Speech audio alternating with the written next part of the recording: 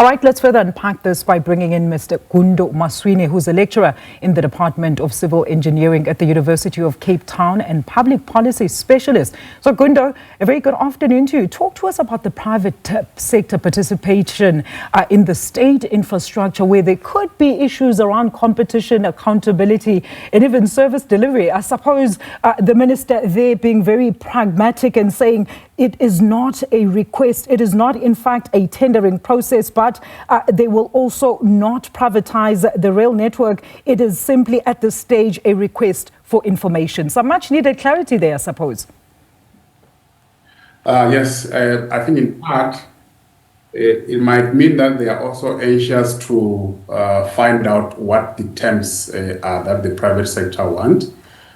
So that they don't make the decision only to find that it really becomes a privatization exercise. Mm-hmm. But the truth is that railway concessions, whether passenger or freight, all over the world have been more successful when there has been private sector participation. Mm-hmm. And I mean, Gundo, noting that the rail network has long been controlled by Transnet, it is a state entity and responsibility, as we've rightly heard from the minister. So what could be the potential impact of then introducing private operators within the sector? Will this not then further diminish or even limit the control of government, possibly opening doors also for all kinds of third-party influence or even corruption? Was there even a need to explore this route, you think?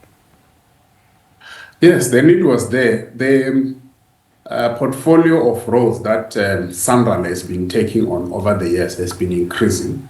The N2 in the Eastern Seaboard, the road connecting Utrecht to the Puna Maria Gate at the Kruger. So it looks like more and more provincial government departments and regional have been tacitly accepting that they are not able to manage the road network, and they've been passing it on to SANRAL. So once that portfolio gets too big, you can reach a point where SANRAL's capacity is so strained that they won't manage the roads that they have been so far managing properly. If you look at the report card by SABC and all the other barometers that are used by independent organizations, it shows that they are managing well. Mm-hmm. So I think that move to introduce the private sector might just be what is needed. It's not the first one. In fact, the only concession now that is almost 100% run privately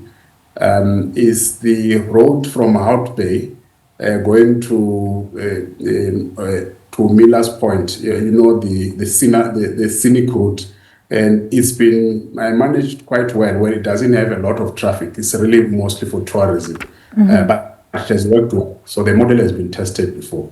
Mm-hmm. Look, Gundo, my concern, though, is the possibility that private participation could or might even lead to monopolies or exclusion of smaller operators. And just like the energy sector, I mean, which is also another critical sector in ensuring economic development, there's just simply no room for error in this regard. We heard the minister there mentioning the various outputs there, the rapid rail systems, ticketing, as well as, of course, the Gibela factory.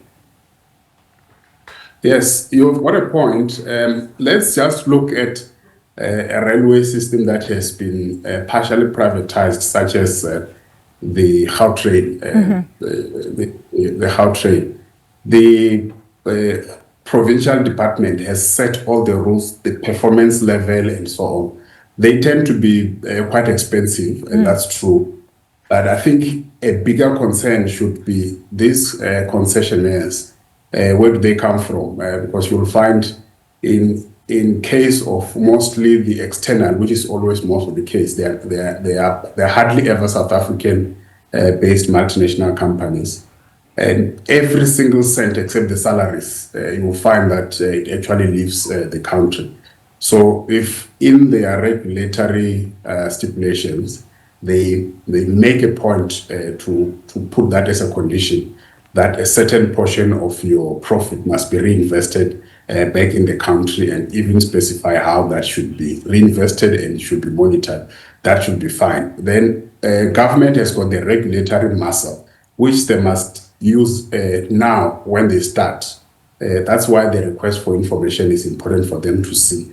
what would be the outcome and how they could regulate that. And quite interesting, Gundo, I'm sure you heard the minister there. I'm not sure about the figures. I stand to be corrected here. I'm not sure if she said they'd received over 50 companies from 50 different countries. I'm not sure about the number, if I heard it correctly. So it seems like the bulk of this interest, where they were actually seeking information, is not actually coming from local companies that could be, quite essential to forming these partnerships.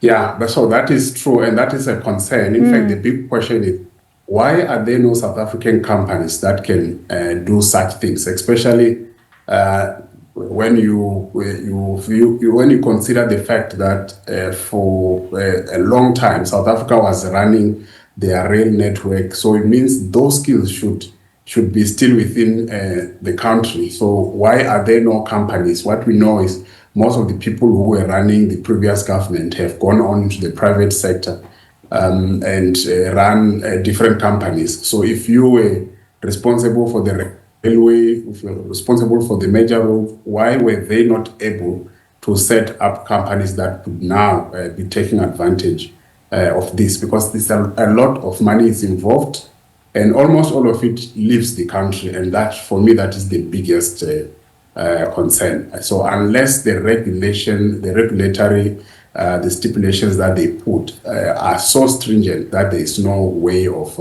going around the system, we're going to have a lot of money leaving the country. So 50 different countries and without a South African concessionaire, that's problem. You know, Gundo, maybe in closing, I mean, how did we find ourselves here? Why was the sector neglected for so long through the different administrations? And have these critical issues like the mismanagement and corruption actually been considered within this particular drive? How was it even allowed that vital components like copper cables were stripped by criminals? I know you know of that report in 2022 that found that 2/3 of the overhead cables that had covered more than 3,000 kilometers of track had been stolen. I think that reflection is great, so as to properly identify the mitigating factors, so not to make the same mistakes again. Yes, when criminals see that you have completely neglected something, they don't see the need not to damage it. So they go first and they see that no one really cares here. But when the trains are in operation and everything is in place and you are using the facilities, they will hardly ever do that. Once in a while, you will find that chance being taken.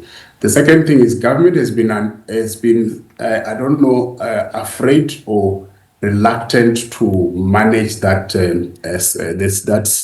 that informal steel sector, the scrapyard industry. In Kenya, they decided that there's no scrapyard that's going to operate in the country when they had a similar problem, and the problem stopped completely. So in our case, we don't have to take such an extreme measure, but I think we can take some steps towards regulating that. But when it comes to our railway network, both freight and passenger rail, if you look at the main criteria they use to measure how well they are performing, like the tonnage that they transport or the number of passenger rails per year, it was climbing up until, for PRASA, it was climbing up until about 2013. And then after 2013, things went down so drastically that it went to pre-1994 levels. And when you look at what had actually changed, the CEO was removed. The CEO was like Mr. Like Montana. Yeah. So as much as there could have been, we don't know because he's not been convicted.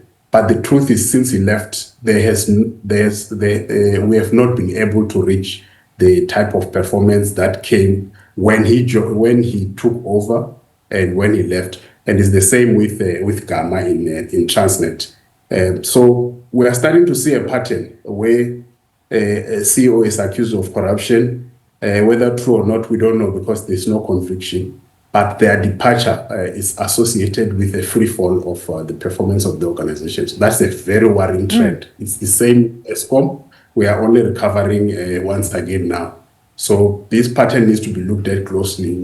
At what cost do we remove somebody when we do not have enough evidence and take another 10 years maybe before we go to court. Absolutely. Leadership is quite key and critical there. Gundo, what an informative discussion. Thank you so much for engaging us. That is Mr. Gundo Maswime, Civil Engineering Lecturer at UCT, with some insight on the announcement of Transnet seeking information on private partners, of course, to revive the rail sector.